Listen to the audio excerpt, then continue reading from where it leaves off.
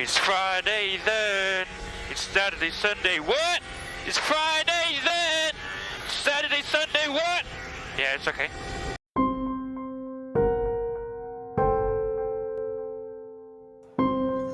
What's up? This is Jeff. Welcome to Jeff's podcast, and it's the fourth season of the show, which is we're in the 76th episode. Today, we're talking about Halloween, and most of you guys and girls are already spoke about Halloween, ranging from spooky costumes and scary stories to trick or treating by bringing candies or bake Halloween cookies. Instead of getting out, trick or treating may go online or even read or watch your favorite horror stuff like movies, shows, and anime. Despite the ongoing pandemic, the number of COVID confirmed cases continues to rise, according to the Department of Health Philippines, that they warned about the possibility that a new COVID subvariant may arrive here in the country, and another round of COVID surge between 4 to 6 months. The COVID Delta variant and the subvariant can be found anywhere, even if you touch it. So it is better to stay healthy and, of course, stay safe.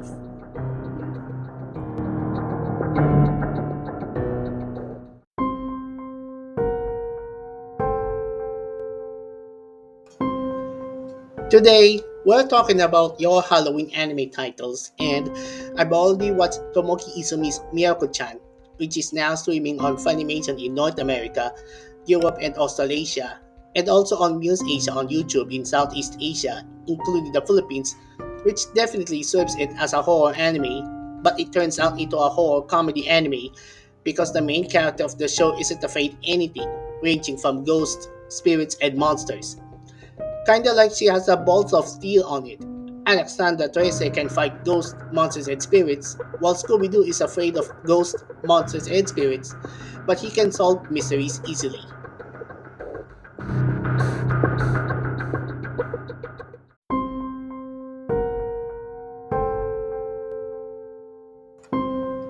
I'm picking out the top 5 horror titles that you're going to spook out this Halloween, and the first one is the Junji Ito Collection. The Junji Ito collection is created by the master of horror manga himself, Mr. Junji Ito. Features the anime adaptation of one of Ito's horror manga works, including Tomi, Uzumaki, Gyo, Mimi's Ghost Stories, Remina, and Fragments of Horror. The Junji Ito collection ran for 12 episodes, consists of 24 segments and 2 OVAs.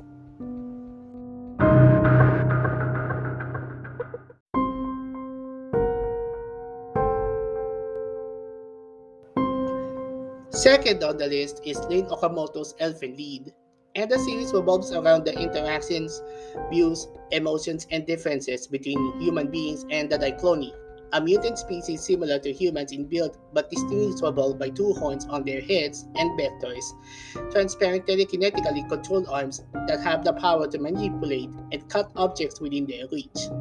The series is centered on the teenage Diclonus girl Lucy, who was rejected by human beings and subsequently wants revenge.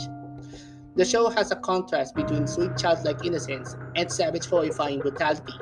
Half of the story concerns buddy romance and 2 cousins caring for an amnesiac girl with childlike tendencies. But the other half, the darker half, involves twisted medical experiments, trauma-inducing torture, and inhuman creatures that warp reality with invincible arms. The manga series ran in Shueisha's weekly Young Jump from June 2002 to August 2005, releases 12 book volumes, and adapted into an animated series from July to October 2004.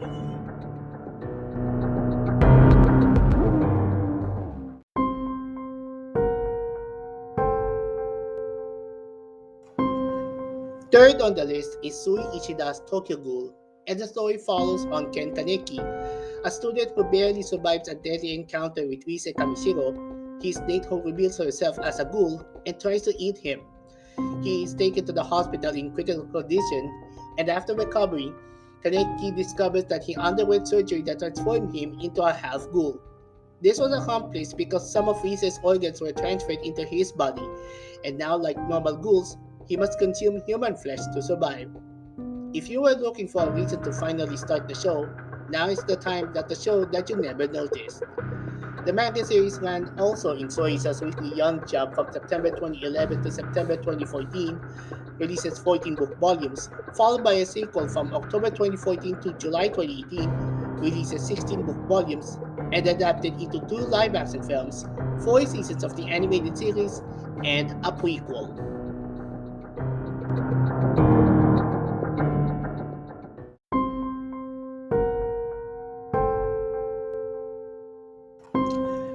Fourth on the list is Yukito Ayatsuji's Another, and it is a light novel series that centers on Koichi Sakakibara, who upon transferring into Yomiyama Middle School and meeting the curious Mei Misaki, finds himself in a mystery revolving around students and people related to his class falling victim to gruesome, senseless deaths.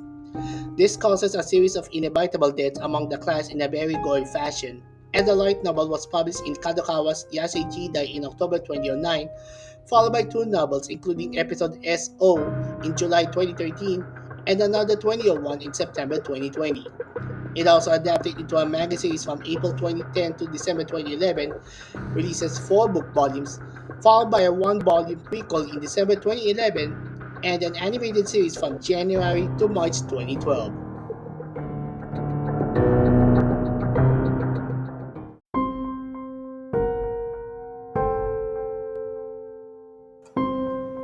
And last on the list is Hitoshi Iwaaki's Parasite, and the manga series was published in Kodansha's Afternoon KC from 1988 to 1995, releases 10 book volumes, and adapted into an animated series from October 2014 to March 2015, followed by two live-action films and a side story written by Moare Ota titled Parasite Reverse.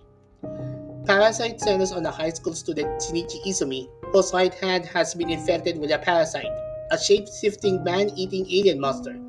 Trapped within the unending struggle between humans and the monsters that devour them, he must learn to coexist with this strange new tenant to navigate and survive the uncertain world he has been thrust into. This is one of the horror manga series ever to read on, and they haven't made it into an anime since Iwaaki decided to finish the manga rather than making an anime.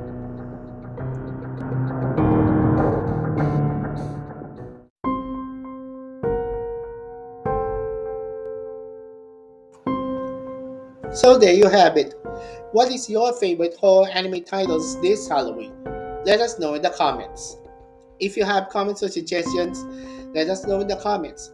Follow Jeff11 Manchester on Facebook, Twitter, and Instagram. Subscribe to youtube.com/skifaboy and send an email to a PayPal or scan a QR code on Gcash. But that's about it for Jeff's podcast. This is Jeff. We'll see you in the next podcast. And of course, happy Halloween.